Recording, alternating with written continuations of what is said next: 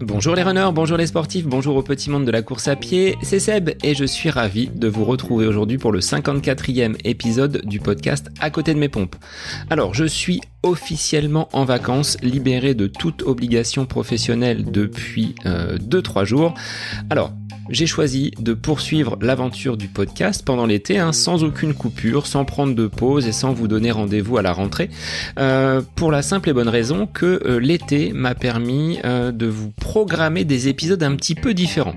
On est loin des invités de renom, j'ai choisi de mettre en avant des coureurs qui, comme moi, sont des anonymes des pelotons, avec la particularité que les invités que vous allez écouter dans les semaines à venir, du moins pour certains, sont comme moi ambassadeurs du magasin Running Conseil à Orléans, avec des parcours très divers, mais je voulais mettre en avant ces personnes, mais également le gérant du magasin, Pascal, qui se reconnaîtra puisque c'est un fidèle auditeur du podcast, parce que la pandémie et ce que nous venons de traverser depuis quelques mois ne nous a pas permis, les ambassadeurs et Pascal, de nous réunir et de se rencontrer comme ça aurait dû être le cas sur des compétitions, sur des événements que nous souhaitions organisé.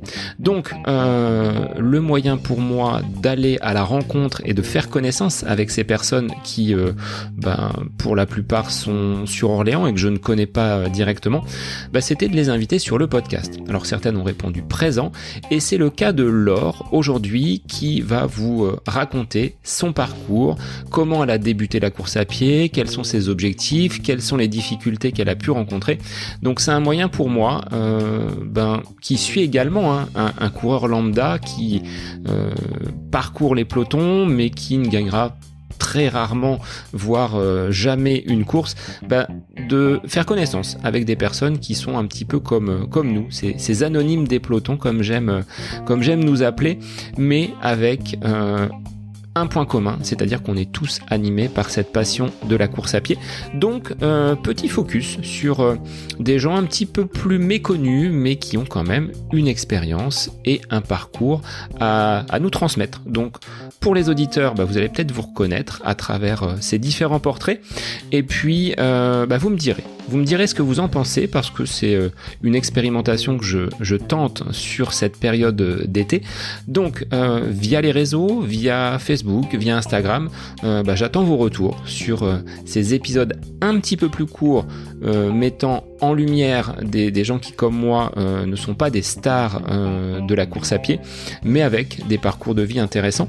Donc, Instagram, Facebook, vous pourrez partager, liker, et puis n'hésitez pas, vu qu'on est en période peut-être de vacances pour certains, le beau temps en plus a l'air de vouloir revenir sur la France en ce milieu du mois de juillet, n'hésitez pas à transmettre à vos camarades, à vos collègues, à vos familles, à vos proches, le podcast, abonnez-les sur les différentes plateformes, et puis, alors ça me fera encore plus plaisir, n'hésitez pas à laisser un petit commentaire, 5 étoiles sur les différentes plateformes, que ce soit Google ou Apple Podcast, là où vous avez la possibilité de mettre une évaluation. Ça permet au podcast de continuer à remonter, à se propager sur les réseaux, et puis à venir grossir cette communauté d'auditeurs que je salue et que je remercie semaine après semaine. Voilà, alors j'en ai fini, je vous laisse en compagnie de Laure, donc ambassadrice du magasin Running Conseil Orléans, pour son parcours et son histoire avec la course à pied. Belle écoute à vous. Bonjour Laure, merci d'être l'invitée du podcast aujourd'hui. Alors tu es la deuxième Laure à passer parmi les invités du podcast. La première étant en Suisse, on lui fait un petit coucou. Aujourd'hui, nous sommes sur Orléans. Je voulais t'inviter parce que tu es une ambassadrice du magasin Running Conseil et puis surtout parler de ton parcours, de comment tu es arrivée à la course à pied. Mais déjà, comment vas-tu en ce début de semaine ? Écoute, ça va très bien avec le beau temps. C'est génial. En tout cas, merci pour l'invitation. C'est une première pour moi, donc j'espère que mon parcours va plaire. Donc ouais, ça va être sympa. Alors, je vais te laisser te présenter façon un petit peu état civil, d'où tu viens, qui tu es, quelle est ta profession, puis ensuite on viendra sur le parcours sportif. Alors, moi, c'est Laure. Donc, on me connaît sur les réseaux sociaux en tant que Laure Higinal. J'ai 32 ans et je suis maman de 2 enfants, des jumeaux de bientôt 9 ans. Je suis fonctionnaire dans la défense et je cours depuis 2013. Donc, la course à pied, c'est venu un petit peu par hasard. C'était vraiment au début pour commencer à perdre du poids à la suite de ma grossesse. Donc moi, je suis pas du tout de la région. De base, je suis normande. Donc ensuite, je suis partie en Bretagne à Quimper et ensuite je suis descendue dans le sud à La Ciotat, donc là où mes enfants sont nés, et donc je suis arrivée un petit peu par hasard sur Orléans et donc j'ai commencé à vouloir donc perdre du poids à la suite de ma grossesse et donc le plus simple pour moi ça a été la course à pied. Donc j'ai fait la belle erreur de débutante, commencer à courir avec des Converse.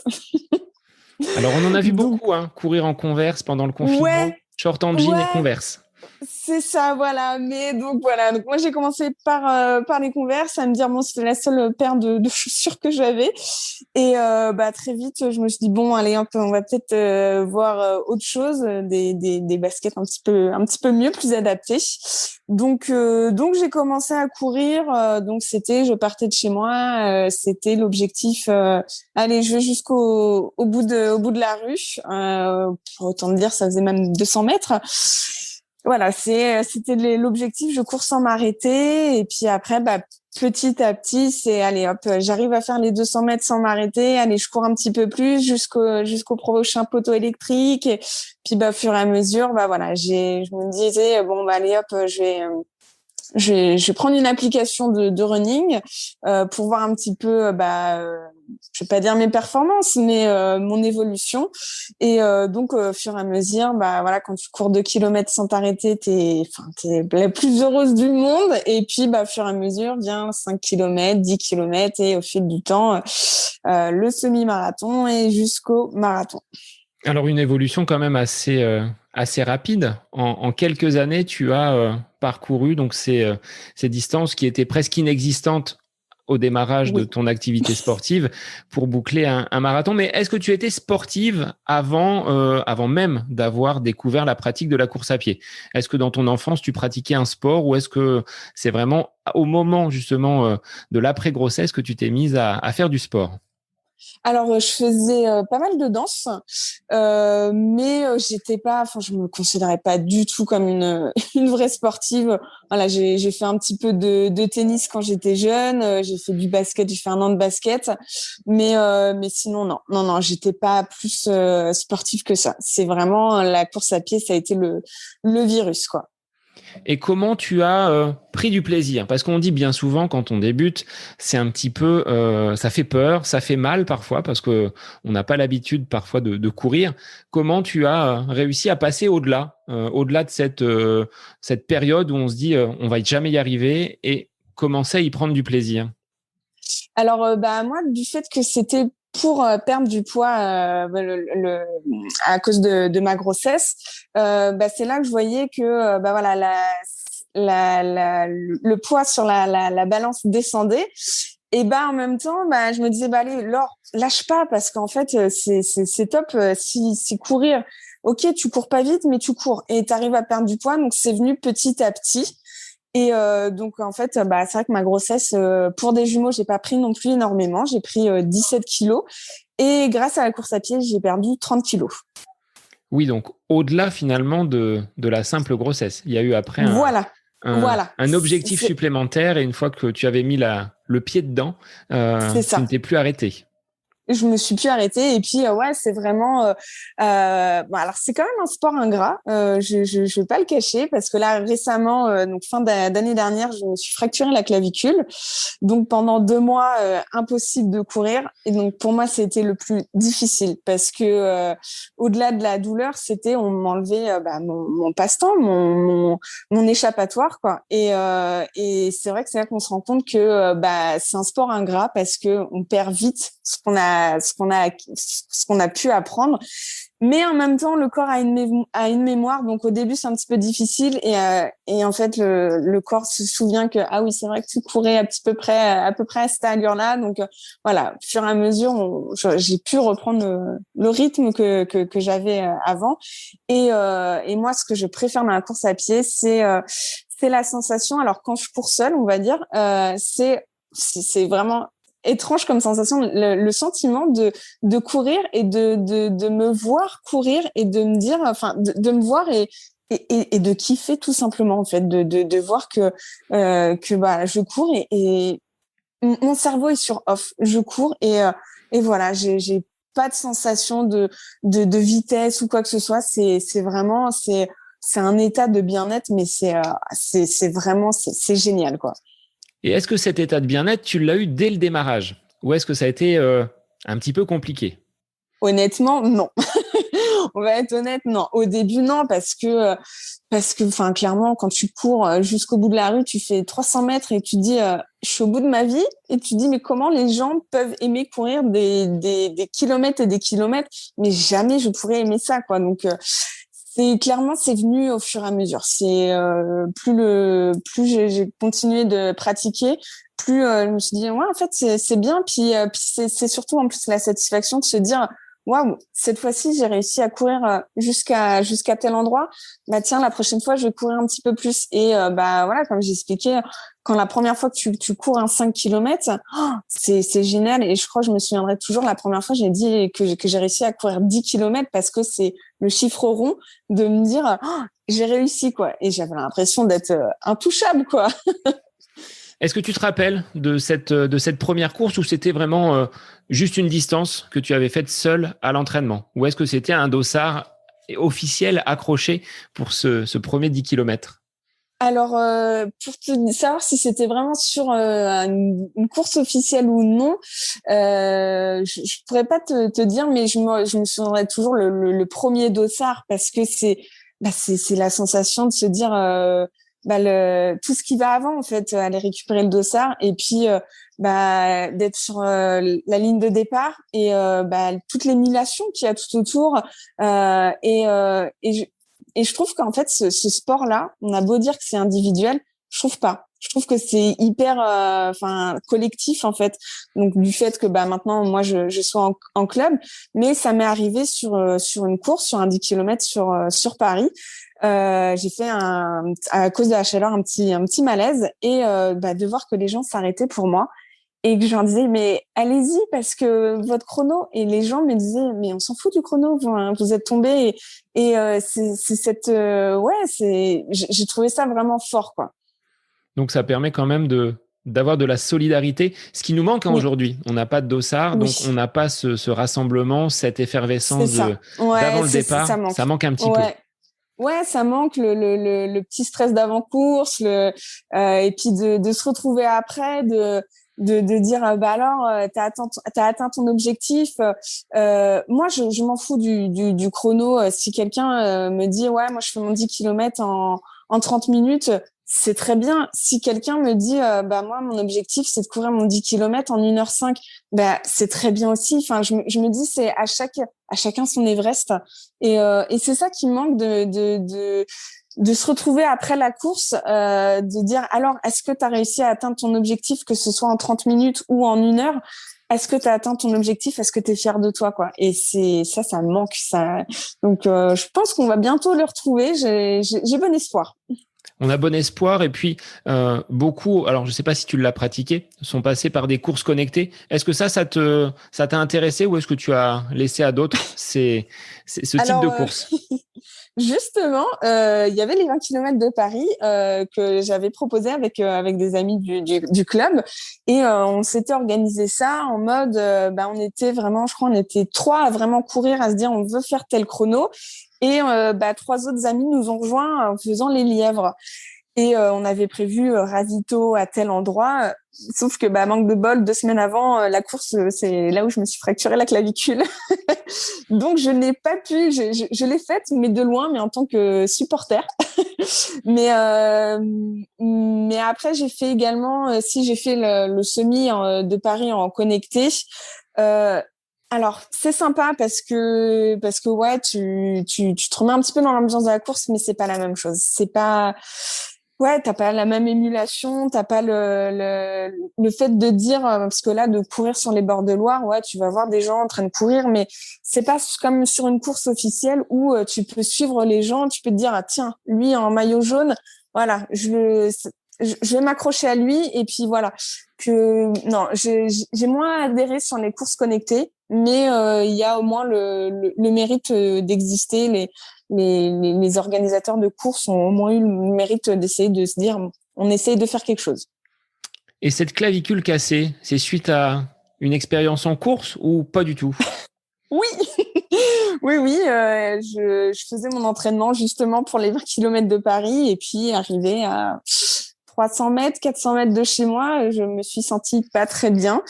J'ai eu le temps d'arrêter ma montre, de faire stop, mais même pas d'enregistrer mon entraînement et gros trou noir, je me suis réveillée dans le camion des pompiers avec une énorme douleur à la hanche et bah, il s'avère qu'après c'était une fracture de la clavicule. Donc c'était ouais, grosse déception, gros coup au moral pour moi.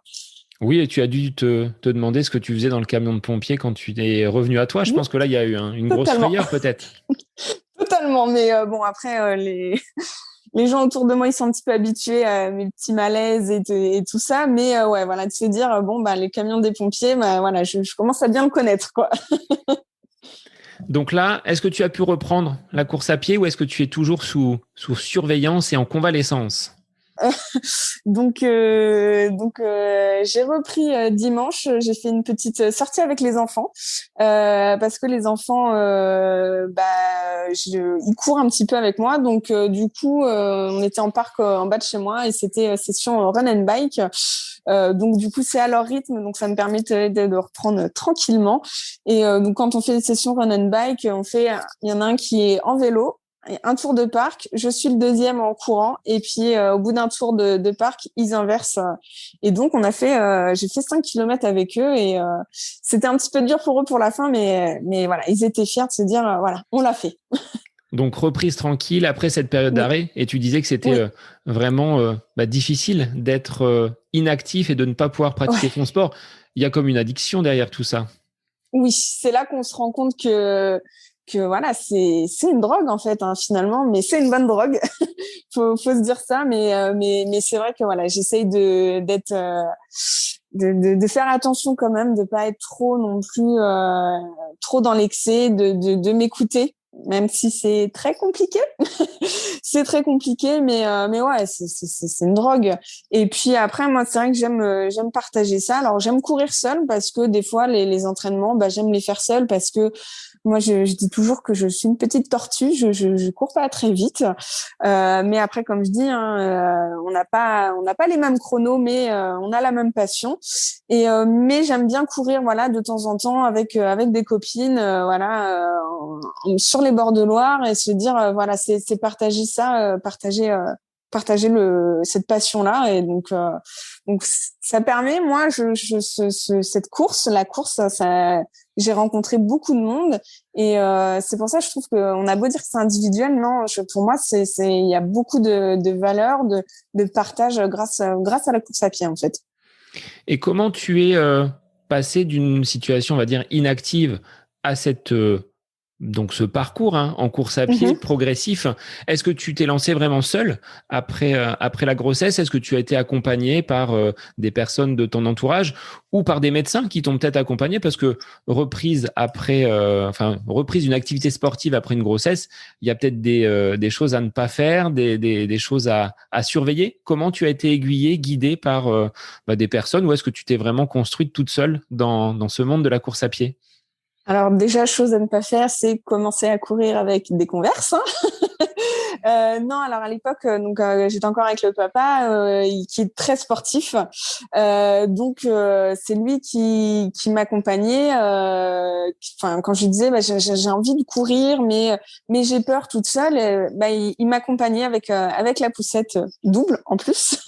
Donc, on passait pas inaperçu, hein, clairement. Et donc c'est lui qui m'a un petit peu accompagnée. Et puis bah, au fur et à mesure du temps, bah, j'ai commencé un petit peu toute seule. Et après, il y a cette envie de vouloir progresser, de vouloir se dire, tiens, le 10 kilomètres, ouais, voilà, premier dossard, se dire, qu'est-ce que je vaux sur un 10 kilomètres sur une course? Et puis, au fur et à mesure, se dire, tiens, si je m'intéressais à aller dans un club, et c'est là où voilà, j'ai appris à ce que c'était du fractionné, parce que clairement, moi, c'était courir et c'est tout. Et là, savoir ce que c'est du fractionné, faire du 30-30, faire des 200, tout ce qui est, enfin voilà, tout ce qui est autour de tout ça, faire des sorties longues. Ouais, ça m'a permis de performer un petit peu plus le fait d'entrer dans un club. Alors, on peut le citer, hein, ce club. C'est le Infosport Loiret, c'est ça? Oui, alors avant j'étais à l'éco-CJF, mais je retrouvais, enfin je me suis à un moment, je vais pas dire ennuyée, mais j'avais envie de voir autre chose, et Infosport Loiret, ça a été un peu comme une évidence, parce que c'est quand même très convivial, c'est un gros club, pardon.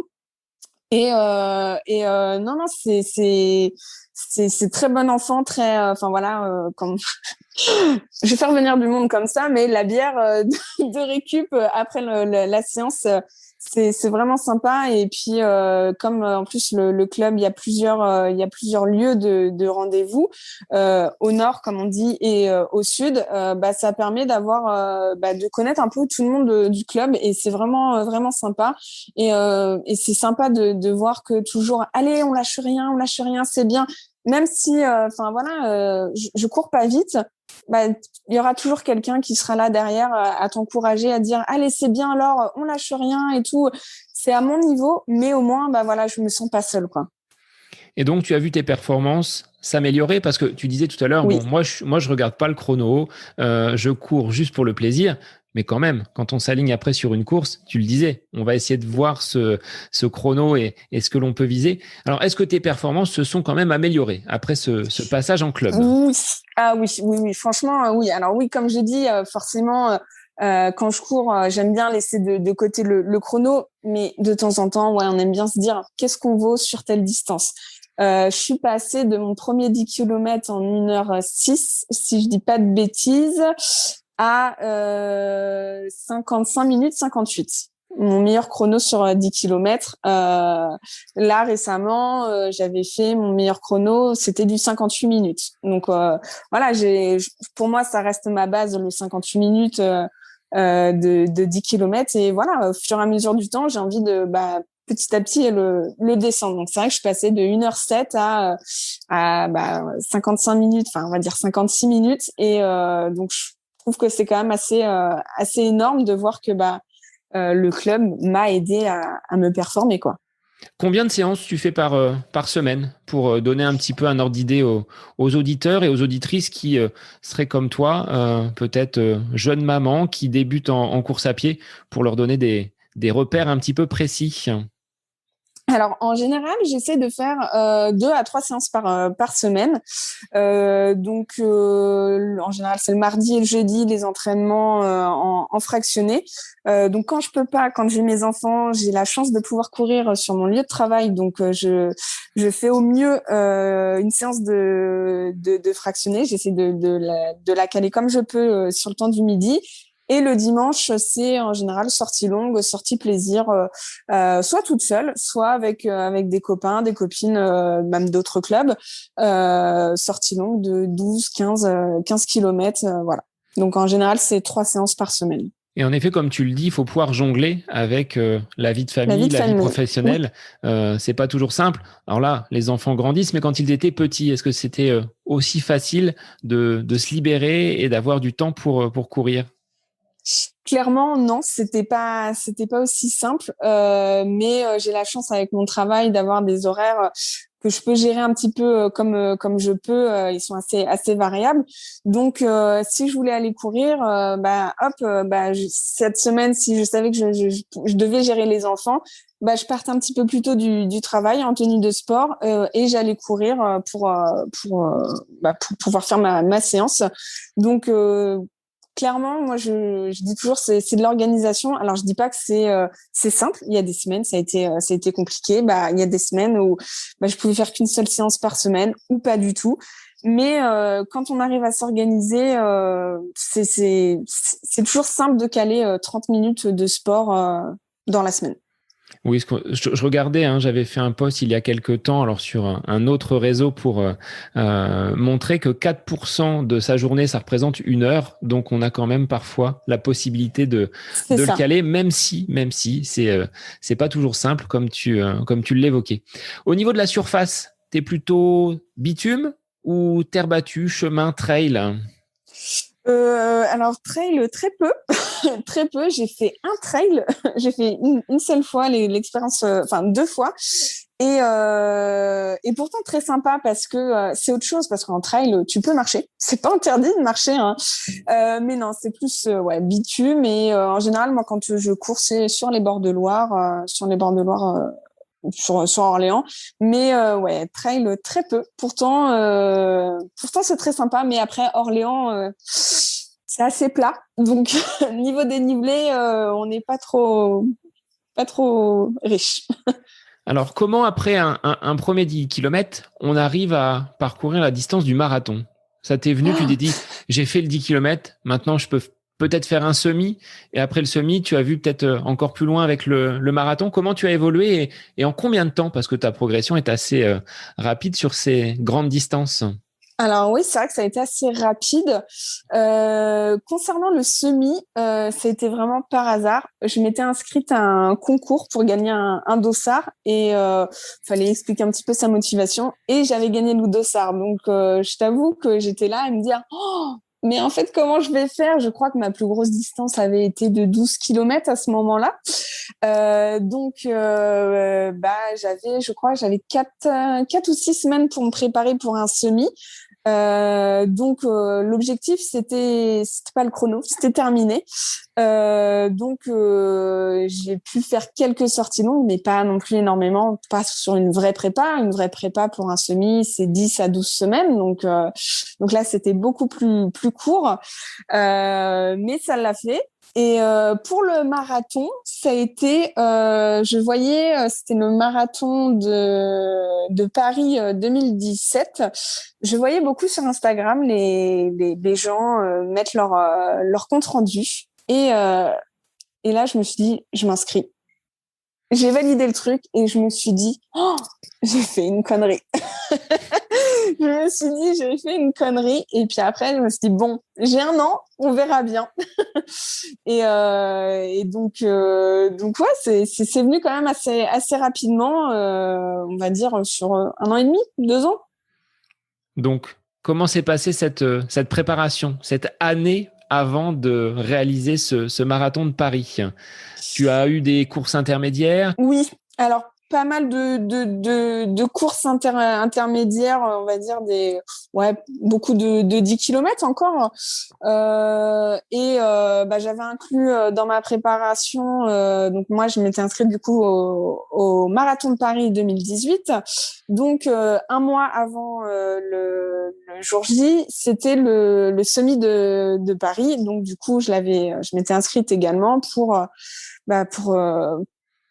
une sortie longue, on va dire. Donc après, ça a été à raison de 3 à 4 séances par semaine. Mais les 4 séances, honnêtement, j'arrivais pas à les tenir. C'était trop difficile pour moi.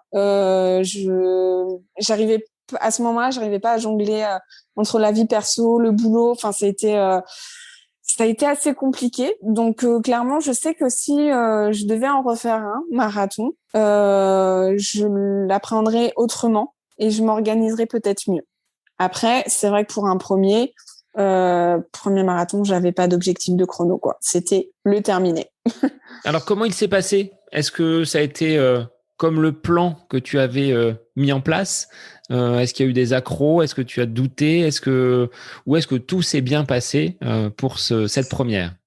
Alors, ça a été, comment dire? Non, ça a été assez différent de ce qui avait été prévu.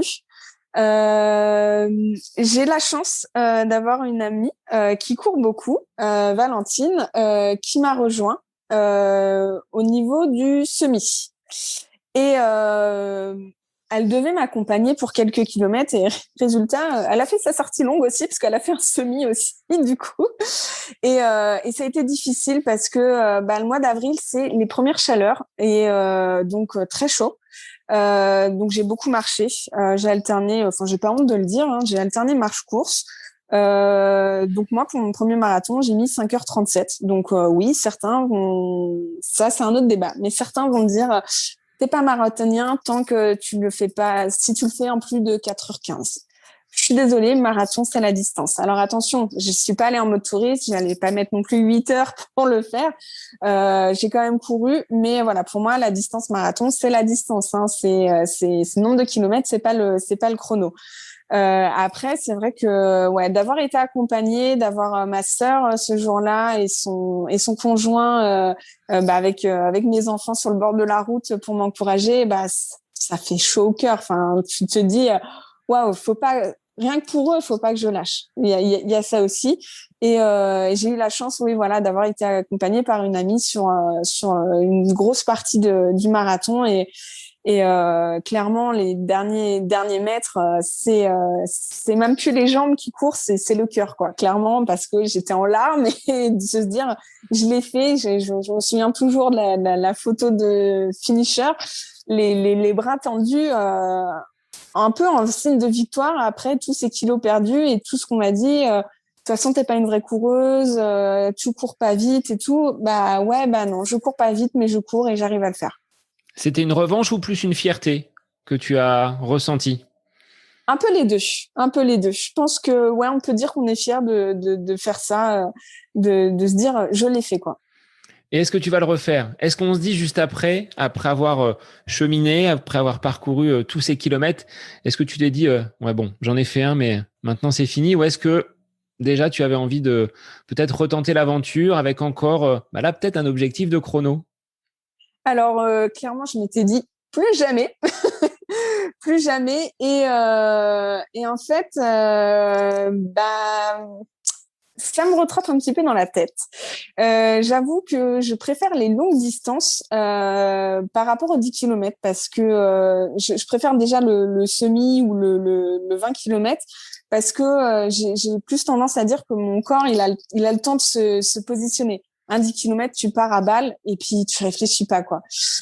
Donc, ouais, pourquoi pas un prochain marathon. Et comme tu dis, ouais, avoir un objectif de chrono, alors pas ambitieux, pas me dire en 3 heures non plus, mais mieux que 5h37. Donc, pourquoi pas me dire, c'est peut-être un peu ambitieux, je sais pas, mais me dire, allez, je vais passer sous les 5 heures, quoi. Donc barrière symbolique pour toi, mais Oui.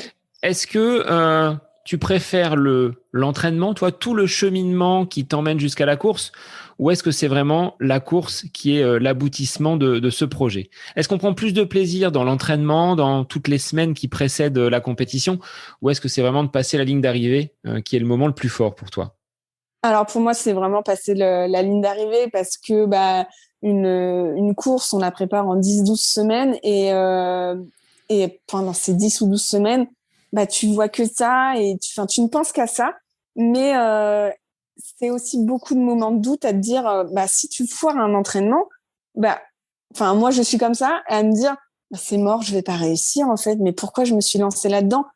Alors que je peux très bien réussir les autres séances, mais voilà. Donc pour moi c'est plus l'aboutissement de me dire je l'ai fait, j'ai fait beaucoup de sacrifices et c'est pas pour rien. Je suis fière de l'avoir fait. Donc ouais, passer la ligne d'arrivée et de se dire souvent en général tu passes la ligne d'arrivée. Enfin moi je suis comme ça à me dire bon c'est mort, je fais plus rien après. Et puis 1 heure après, bon c'est quand la prochaine course? C'est quand la prochaine médaille? Parce que voilà, c'est une fierté. Et qu'est-ce que tu as appris sur toi-même?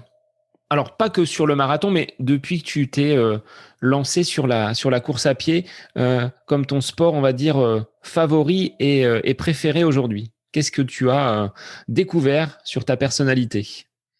J'ai découvert que je râlais beaucoup. C'est surtout mes amis quand quand on est pendant les entraînements, je râle beaucoup, mais j'ai découvert qu'en fait, je peux me dépasser, quoi. En fait, que des fois, je vais me dire la séance, en entraînement, je vais me dire, la séance, ça va être compliqué. Oh non, j'ai pas la motive et tout. Et en fait, à la fin, tu finis la séance et tu te dis, ah, mais en fait, ouais, j'ai réussi. Mais en fait, Laure, arrête de douter de toi et fais-toi confiance. Et alors, c'est encore compliqué, mais j'arrive petit à petit à me faire confiance, à me dire, si le coach me prévoit ça comme séance avec telle allure, c'est qu'il a confiance en moi. Donc, voilà. Et au pire, on réajustera. Il n'y a pas mort d'homme, je réajusterai au plus ou au moins. Mais voilà. Et je sais que ce sera pour performer pour après. Alors, est-ce que tu as un modèle de chaussure en particulier? Un modèle que tu dis, ça, c'est ma chaussure et je changerai pour rien au monde. Alors, moi, c'est une marque, c'est Brooks. Parce qu'en plus, déjà, je suis ambassadrice. Mais avant d'être ambassadrice, j'ai découvert la marque quand un jour, je voulais changer de chaussures. Donc, je suis allée au magasin. Après les Converse. Voilà.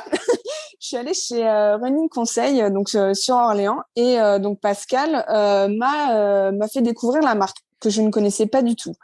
Et là, ça a été le coup de cœur. Donc à l'époque, c'était des Ghost les 9, et mais des chaussons, mais l'impression de courir sur des nuages. Et depuis, je n'ai jamais changé de chaussures. Et depuis que je suis ambassadrice de la marque, c'est le modèle les Glycérine GTS.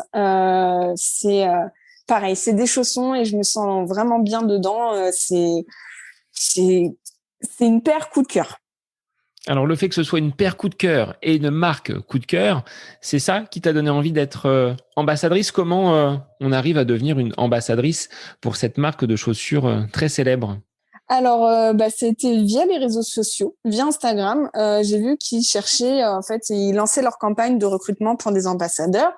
Je me suis dit, bon, allez, Laure, tu ne tentes rien à rien. Ton parcours, ça peut montrer que voilà, tu es un peu Madame tout le monde. Et donc j'ai tenté, donc en expliquant ma perte de poids et que c'était une marque que j'affectionnais beaucoup depuis quelques temps. Et donc grosse surprise quand j'ai su que j'ai été prise. Et donc ça m'a permis de découvrir d'autres modèles, mais également la gamme textile que j'avais pas du tout eu l'occasion de découvrir. Donc aujourd'hui, quelle est ta mission en tant qu'ambassadrice? Qu'est-ce que tu dois faire? Quelle est la contrepartie que la marque te demande en échange de dotation, que ce soit de chaussures ou textiles? Tout simplement être le plus transparent possible. S'il y a une paire qu'on aime un peu moins, on peut dire qu'on est moins aficionado de ce modèle-là et de montrer la marque. Donc j'avoue que ça a été aussi une belle découverte au niveau du textile. Au niveau des vestes et au niveau des leggings, c'est toujours compliqué de trouver parfois certains textiles ouais, ça a été une belle découverte. Donc moi je suis toujours en toute transparence à dire ce que j'aime ou ce que je n'aime pas. Bon, j'avoue que c'est très rare de dire que je n'aime pas quelque chose chez Brooks. Et est-ce qu'en tant que femme, quand on court, on fait attention à son look? Parce que nous, les garçons, bon, on est peut-être un peu moins regardants sur la couleur, sur les différentes formes de textiles. Est-ce que quand on est une femme, on regarde un petit peu quand même si c'est fashion et si ça tape à l'œil? Ouais, j'avoue que si c'est looké, c'est le petit plus. Notamment là récemment, on avait eu la collection Run Visible et enfin moi c'était alors je l'ai reçu quand j'ai eu ma fracture de la clavicule, donc je n'avais encore plus qu'une hâte, c'était de pouvoir courir pour tester la gamme textile et la paire de baskets qui nous a été envoyée. Et oui, d'être looké, ouais, c'est un petit plus quand même. Sur les photos Instagram, ça passe toujours un peu plus. Alors en effet, la dernière paire de chaussures est complètement jaune. Enfin, c'est un jaune banane, en fait, c'est ça, hein. Oui, c'est le modèle banane, donc vraiment looké type banane. Derrière, tu as la petite banane, le devant comme si c'était le côté marron de la banane. C'est vraiment très looké et je pense que en fait en courant, quand les gens voient une fille avec une chaussure banane, ils vont se dire oula, c'est hors du commun et moi j'aime bien. Je trouve que ça permet de changer. Alors par la même occasion, au-delà d'être ambassadrice Brooks, tu as postulé pour être ambassadrice du magasin Running Conseil Orléans. Qu'est-ce qui t'a attiré dans ce magasin pour vouloir en être l'ambassadrice cette année? Déjà parce que Pascal, c'est quelqu'un de super sympa qui est toujours là pour te conseiller. C'est vrai que j'ai tendance à dire, même des fois au boulot, on me dit ah, toi, tu cours beaucoup, tu cours avec quelles chaussures? Je mets souvent le haut là à dire attention, moi, les Brooks, ça me convient, mais peut-être qu'une autre paire de chaussures te conviendra. Donc, en général, à chaque fois, je conseille les gens d'aller voir Pascal Running Conseil parce que même moi, quand j'ai eu besoin de changer de chaussures, il a su du coup me faire découvrir la marque Brooks à l'époque. Et voilà, c'est dans la boutique, t'es pas qu'un client en fait. Enfin, moi j'ai toujours ressenti ça comme ça parce que tu as possibilité d'essayer plusieurs chaussures. Donc la boutique est située en centre-ville. Il va te faire essayer, il va te demander ce que tu recherches, le confort, si c'est pour de la vitesse ou quoi. Et donc, il va te faire essayer plusieurs chaussures et il va pas hésiter à te dire, bah, cours dans la rue pour essayer de voir parce qu'effectivement, essayer une chaussure dans un magasin comme ça, ouais, c'est confort, mais bah, le mieux, c'est de courir. Pascal est cette personne qui va te conseiller au mieux sur tes attentes, ce que tu recherches. Et je trouve qu'il est en toute transparence. Et donc c'est aussi pour ça que moi j'ai voulu postuler en tant qu'ambassadrice parce que alors certes, comme je dis souvent, j'ai pas un gros niveau, mais justement c'est montrer que bah on peut être ambassadrice d'un magasin de running sans avoir un gros niveau. Et comme quoi, bah, madame et monsieur, tout le monde peut se mettre à la course à pied en ayant un bon équipement. Alors, au-delà de l'équipement, quels conseils tu donnerais à des femmes qui, comme toi, ont eu du poids à perdre et souhaitent commencer la course à pied? On l'a dit tout à l'heure, ne pas forcément utiliser des Converse ou des chaussures qui soient inadaptées, mais au quotidien, quand on est une femme, qu'est-ce qu'on peut faire? On y va progressivement? On rejoint un club? Quels seraient tes quelques petits conseils pour finir cet épisode? Alors moi, je dirais qu'il faudrait se faire confiance et ne pas brûler les étapes. C'est se dire que bah voilà, on va y aller petit à petit. Euh, Si c'est bah voilà dans l'optique d'une perte de poids, la prise de poids, on l'a pas pris en une heure. Donc, on va pas perdre le poids en une heure. Donc, ça va prendre du temps. Il faut savoir se faire être entouré, en fait. Et pourquoi pas, oui, rejoindre un club.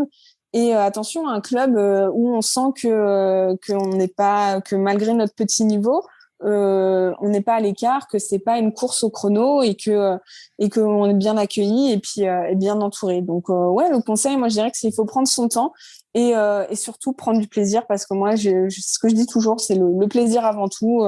C'est ce qui prime sur le fait de continuer à pratiquer le sport. Alors, pour continuer à pratiquer, Laure, quels seront tes objectifs pour, on va dire, cette fin d'année 2021 qui est bien entamée maintenant, en espérant des dossards, mais si des dossards venaient à ouvrir et des courses à se dérouler, quels seraient tes objectifs, tes courses phares ou une course dont tu rêves peut-être de passer la ligne? Alors, donc j'ai déjà un dossard pour le semi de Paris, qui du coup est en septembre, si je ne dis pas de bêtises.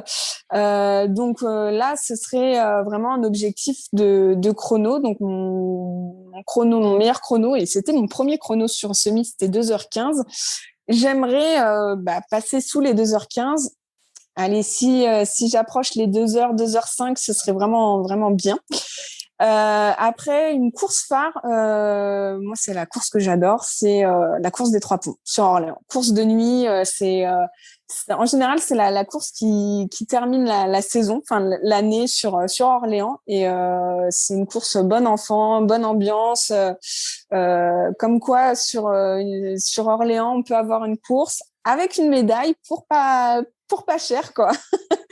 Et niveau course qui me ferait rêver, ce serait pourquoi pas le marathon de New York d'ici quelques années. Bon, alors pour la course des 3 ponts, attention à la clavicule parce qu'il y a des passages qui sont pas toujours très éclairés. Oui. Donc, il faut savoir où on met les pieds. Donc, les Brooks Bananes seront les bienvenus pour être visibles. Exactement. Alors, sur quel réseau on peut te retrouver ? Tu parlais tout à l'heure d'Instagram où tu as un profil pour justement promouvoir cette marque Brooks et tes sorties course à pied. Est-ce qu'il y a d'autres réseaux sur lesquels on peut te retrouver ? Alors, c'est essentiellement sur Instagram où je partage vraiment tout concernant la course à pied, un petit peu de perso, mais c'est essentiellement sur la course à pied, oui. Bon, écoute, moi je vais te souhaiter de passer un bel été pour préparer ces courses du mois de septembre et que la clavicule soit suffisamment remise pour ne pas occasionner d'autres blessures. Un grand merci Laure pour cet échange. Merci à toi et puis à très vite. Pour les auditeurs, moi je vous dis à la semaine prochaine pour un nouvel épisode du podcast À côté de mes pompes.